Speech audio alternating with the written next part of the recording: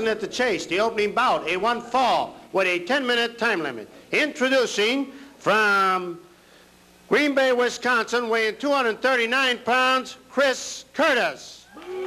And from Winnipeg, Canada, weighing 242 pounds, Bulldog Bob Brown. Referee Charles Veneta.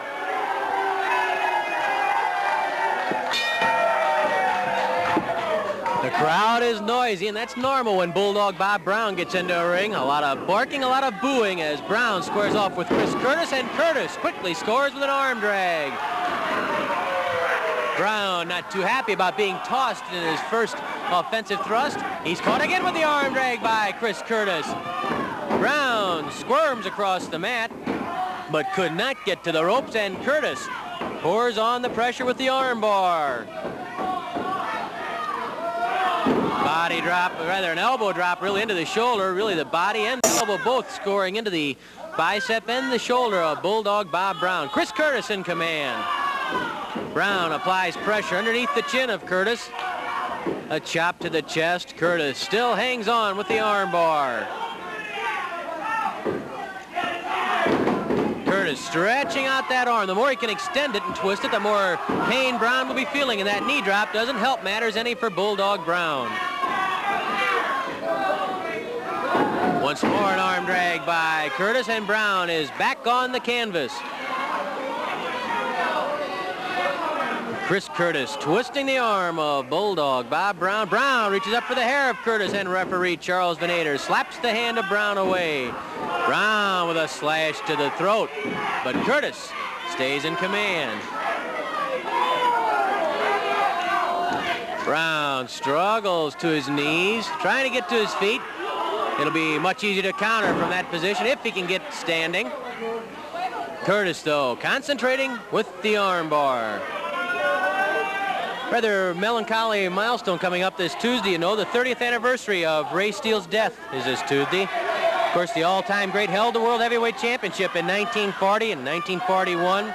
Passed away on September 11th, 1949. He was one of the greats, and he was one of the reasons that Sam Muchnick went into wrestling, working for Tom Pax back in 1932.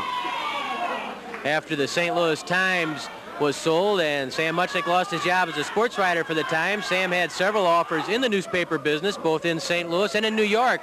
But Ray Steele, who was a very close friend of Sam's, convinced Sam that his future might very well lie in wrestling, working for Tom Pax, and of course the rest is history. Sam Muchnick's success here in St. Louis, his success in founding the National Wrestling Alliance.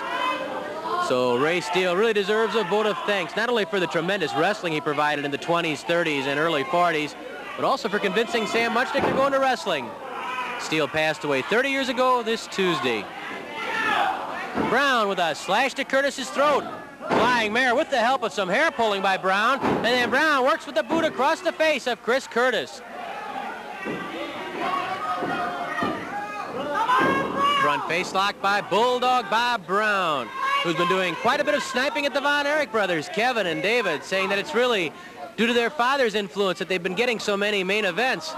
Brown has infuriated the entire Von Erich clan. Curtis reaching inside that front face lock, breaking the grip of Brown. Curtis can come out if he can get his head loose from underneath the body of Brown. Headbutt to the stomach. Arm drag by Chris Curtis. And Curtis once more is back in charge.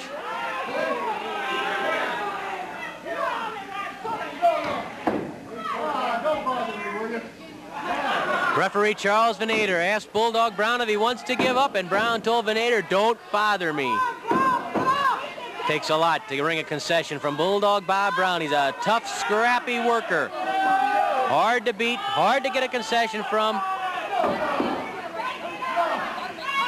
Curtis stretching out that arm. Now Brown, even though caught in the hole, yells out at some of the fans who are riding him.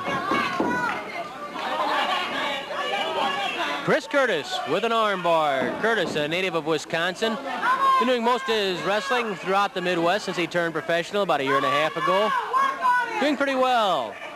Has a good fundamental grip on wrestling. Very good on the basics. Brown had a fist clenched, but Charles Venator spotted it and told Brown to keep that hand open.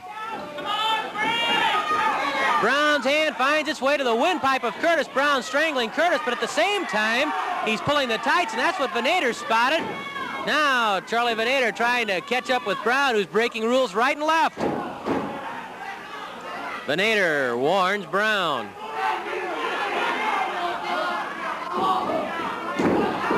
Was that a punch? Or was it the stiffened fingers to the windpipe? We couldn't tell from our vantage point. 5 minutes have elapsed, 5 minutes left. Whether it was a punch or an open hand, it certainly had a lot of pop to it. You could hear it crack as it landed in the face or the jaw of Chris Curtis, and now Curtis's head is driven into the turnbuckle. Once more, Curtis banged into that turnbuckle by Bulldog Bob Brown. Brown with a kick to the stomach. Another chop to the throat by the Bulldog. The crowd hoots and hollers at Bulldog Bob Brown. Brown stands on the throat of Curtis. Brown still on the throat of Curtis.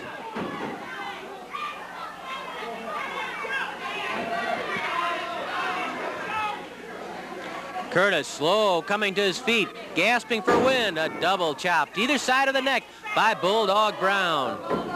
Kick to the back by Brown. Brown roughing up Curtis. A stomp to the face by Bulldog Bob Brown. Curtis taking some lumps right now. Curtis was in command for the first 4 or 5 minutes, but now Brown, opening up with the rough tactic, seems to have taken charge himself.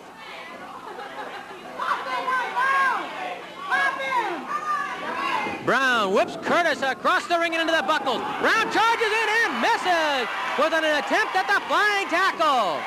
Curtis goes to town on Bulldog Brown. Flying heel by Curtis. Oh, that drop kick missed. Brown saw it coming, simply stepped back, and Curtis fell heavily on his back. Brown stomps on Chris Curtis just when it seemed as though Curtis had something going. Brown called on his experience and eluded a drop kick.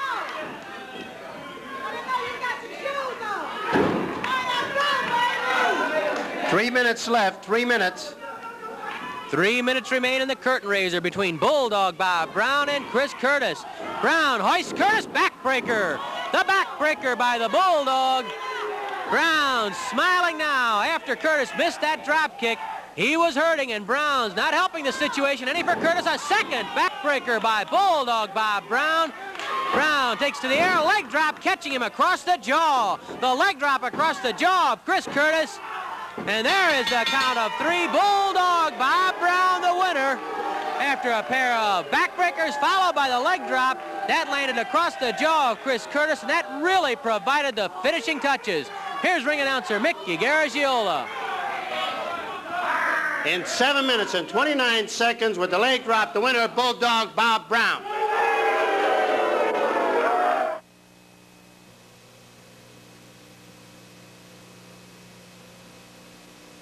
It's almost here. Next Friday, September 14th, air-conditioned Kiel Auditorium is the place to be for a thrilling wrestling program. Colossal Andre the Giant squares off with awesome King Kong Brody. 16 stars collide in a Wrestle Royal. Dick Murdoch risks the Missouri title against Dory Funk Jr. Kevin Von Erich, Pat O'Connor, and Dick the Bruiser battle Bob Sweetan, Lord Alfred Hayes, and Bobby Duncombe. Bulldog Bob Brown meets David Von Erich. Ron Starr opposes the Turk. Roger Kirby and Steve Hall duel George Wells and Frank Hill. Tickets are on sale daily except Sunday at the Arcade Building and Kiel. The prices are $2, $3, $4, and $5. Send mail orders to the St. Louis Wrestling Club, Mezzanine 10 Arcade Building, St. Louis 63101. Plenty of tickets will also be available at the door Friday evening. No true wrestling fan can afford to miss this next Friday at Cool Kiel Auditorium. Andre the Giant versus King Kong Brody. Second main event, an Australian tag team match, 1 fall with a 10-minute time limit. Introducing from Indianapolis, Indiana, weighing 235 pounds, Mike Hubert. From Wellington, New Zealand, weighing 235 pounds, former world champion Pat O'Connor. From Baton Rouge, Louisiana, weighing 268 pounds, Bob Sweetan. From Dunkirk, Indiana, weighing 238 pounds, Roger Kirby.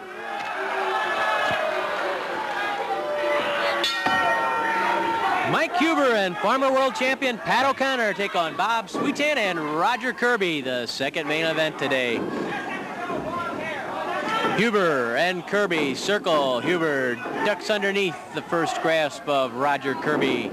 Once more, Huber sidesteps Kirby. Cautious. They come to grips. Pulling on each other's neck. Huber was forced to one knee. Now Kirby was. Huber leans into Kirby. Finally an arm drag by Mike Huber. Tosses Kirby aside. You know, during that special tape, which was put together here by the fine crew at KPLR TV, comparing the strengths of Andre the Giant and King Kong Brody, when you think of all the moves those two men have that are reliant upon their power, their strength, and their agility, it'll be interesting to see how they match up against one another. Can Brody, for instance, lift Andre for a body slam? Can Andre lift Brody? Brody says nobody can body slam him. What will happen if Andre scores the giant splash on Brody? Can he keep Brody down? And what happens if Brody hits Andre with that flying knee drop? Will that be enough to stop Andre? The battle of the giants. Andre the Giant against King Kong Brody. That is a classic matchup, something the entire wrestling world is talking about, just as they're talking about the big 16-man Wrestle Royal. Andre has captured the last two Royals in St. Louis. He will really be a target in this Royal. And, of course, Brody has a golden opportunity maybe to injure Andre, to keep Andre from being effective or even getting to that Royal. You can bet Brody will stop at nothing, as he said he would. He would stop at nothing a couple of weeks ago here on Wrestling at the Chase when we interviewed him.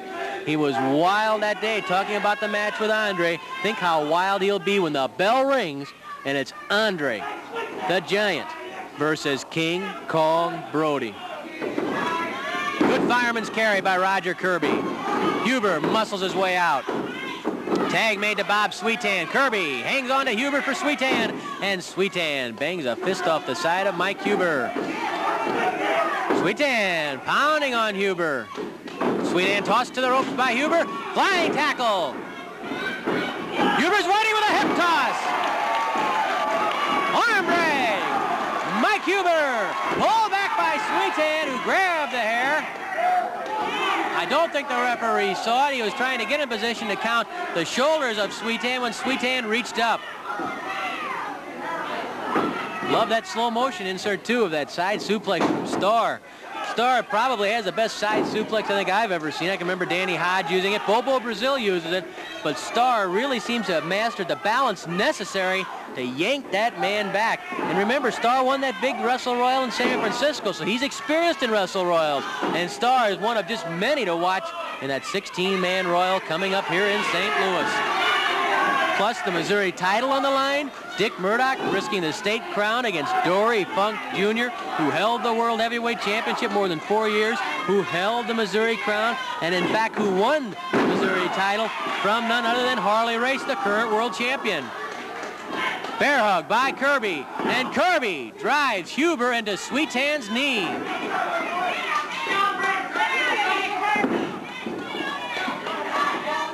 Knee drop to the back by Sweetan. Once more, the knee drop to Huber's back by Bob Sweetan.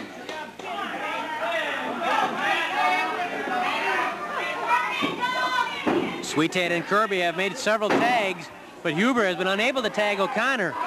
There's the bear hug by Sweetan on Mike Huber. And it's worth mentioning on Pat O'Connor's behalf that he suffered a knee injury a few days ago, and he's working under rather difficult circumstances because that knee injury has been giving him trouble.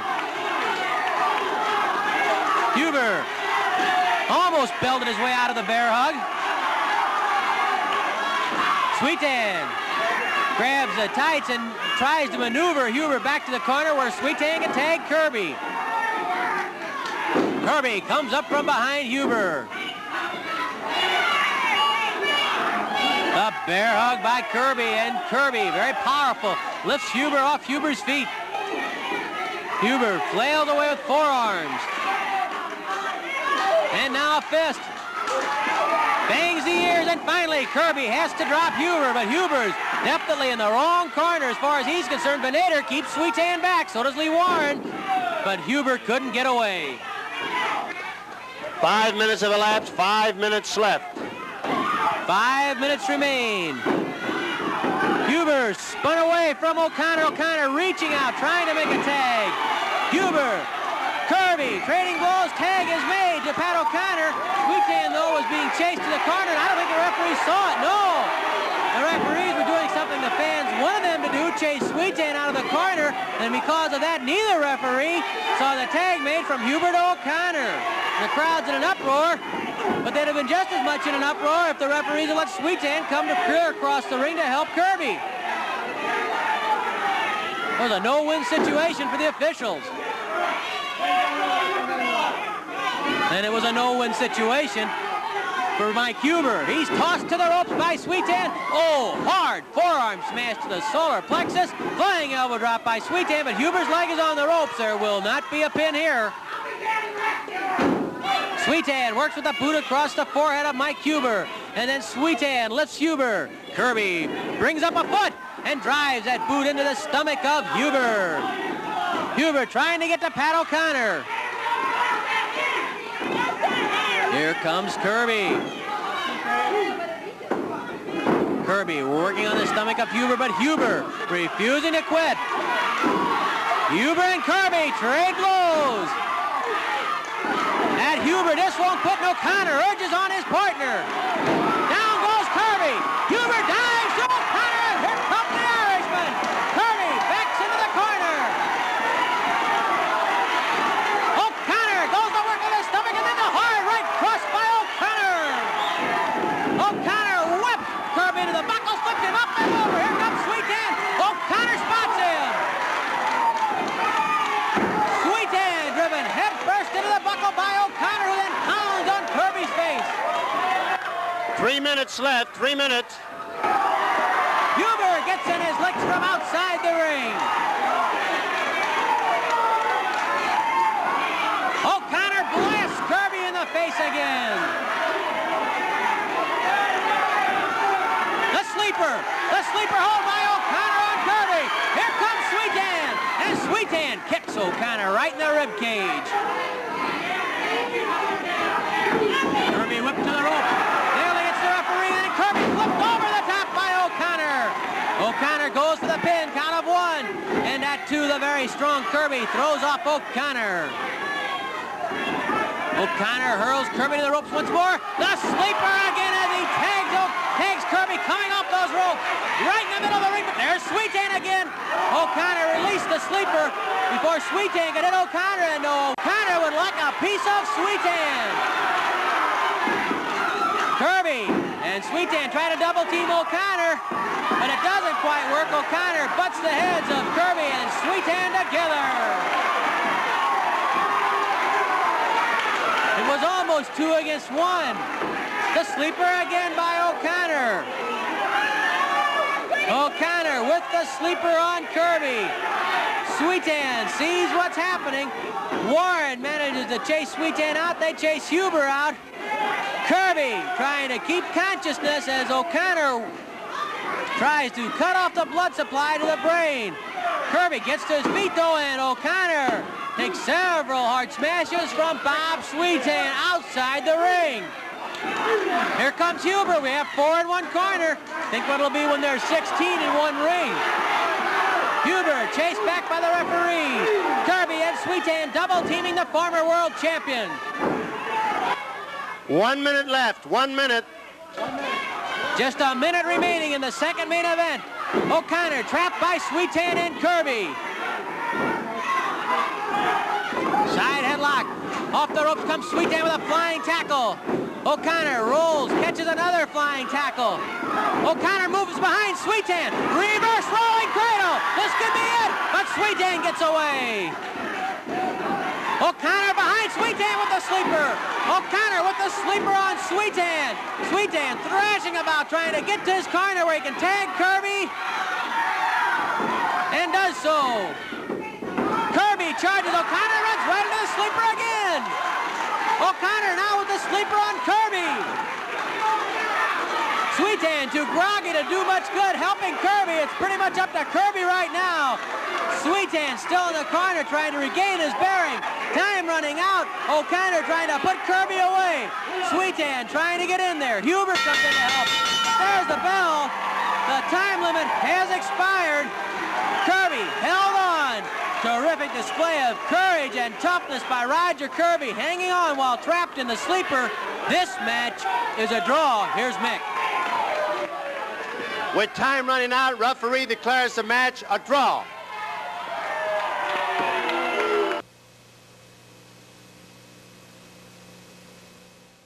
An added attraction, most falls to curfew.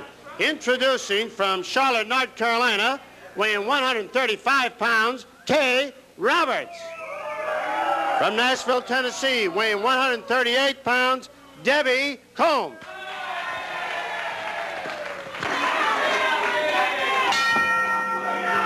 Now, I'm sure you'll agree they're both a little bit better looking than Bulldog Bob Brown. Quite a bit better looking, in fact. The lady wrestlers, Debbie Combs against Kay Roberts. Debbie, the blonde, Combs was caught in a wrist lock, countered with a hammerlock on Kay Roberts. Roberts counters with a hammerlock of her own on Debbie. Debbie spins behind Kay Roberts. Flying mare by Kay Roberts. Debbie complains that Kay was pulling hair. Debbie Combs works on the left arm of Kay Roberts, puts it into a wrist lock. Most falls to curfew. Debbie Combs and Kay Roberts.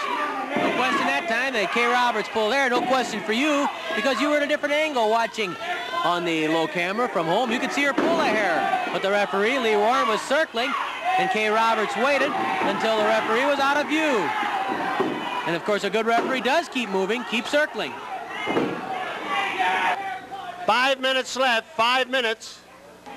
5 minutes remain in the curfew. Good counter by Debbie Combs. And Debbie, of course, has wrestling in her blood. Her mother was also a real fine lady wrestler, Cora Combs. Was in St. Louis many times. Fiery redhead was Cora Combs.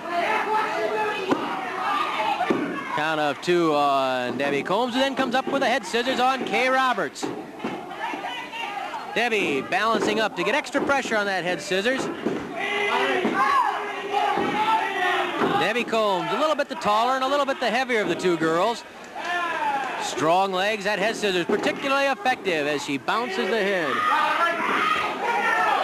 I believe Kay Roberts just took a hunk out of Debbie Combs' leg. Kay Roberts bit Debbie Combs to break the head scissors. Nasty young lady. Doggone Mickey, I was even going to arrange a date for you with Kay Roberts. I don't think I will now. She might be a little too tough for either one of us. Debbie Combs knocks down Roberts. Roberts dumps Combs going for the leg, and then Roberts comes up with a double toe hold. Fast and furious action from the ladies. And it'll be fast and furious in that 16-man Wrestle Royal. It'll be fast and furious. When Andre the Giant and King Kong Brody square off, it'll be equally fast and furious when Dory Funk Jr. tries to take the Missouri title from Dick Murdoch. Debbie's shoulders are down, but not for long. Debbie, really aggressor there. She charges Roberts to the ropes, and Monkey flips her off. Again, using the foot to toss Roberts over, and Roberts slides right out of the ring. Kay Roberts taking a stroll outside the ring, letting Debbie Combs cool down, lose some momentum. There's your chance, Mick. You should have asked her for her phone number or something. No way. I felt it right in the chops. She just dumped Debbie Combs heavily. Combs at the back of her head when she fell. Side headlock by Kay Roberts. I tell you, these two girls are tough, man. They play it rough in there, just as rough as the men. Roberts jerks the top cable into the throat of Debbie Combs. Roberts again strangling Debbie Combs over that top rope.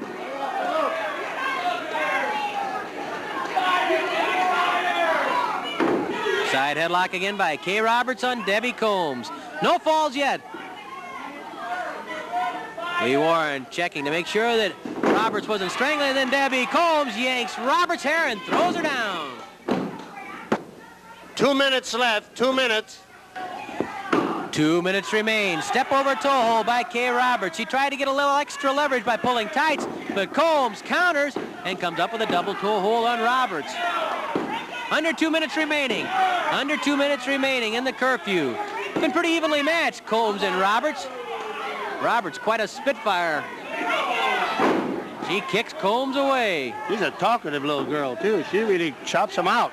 Maybe she is related to Bulldog Brown. Combs tossed to the buckles by Kay Roberts. How do they take that punishment? She's beautiful compared to Bulldog Brown. Roberts reversed into the buckle. Debbie Combs mounting the ropes, crawling behind Kay Roberts, and she's riding Kay Roberts with a victory roll. That's what it's sometimes called, a rolling front head scissors. And there's the first fall.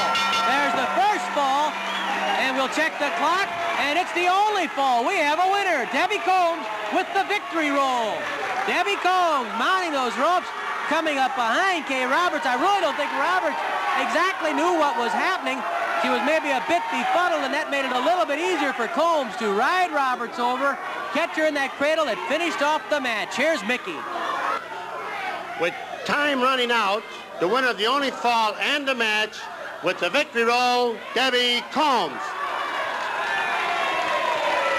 So Debbie Combs is the winner of the ladies' match over Kay Roberts. They went at it hot and heavy, but Combs had the victory roll. She gets the only fall and the match. Also on today's program, a very exciting tag team match that ended in a stalemate as Pat O'Connor and Mike Huber went to draw with Bob Sweetan and Roger Kirby.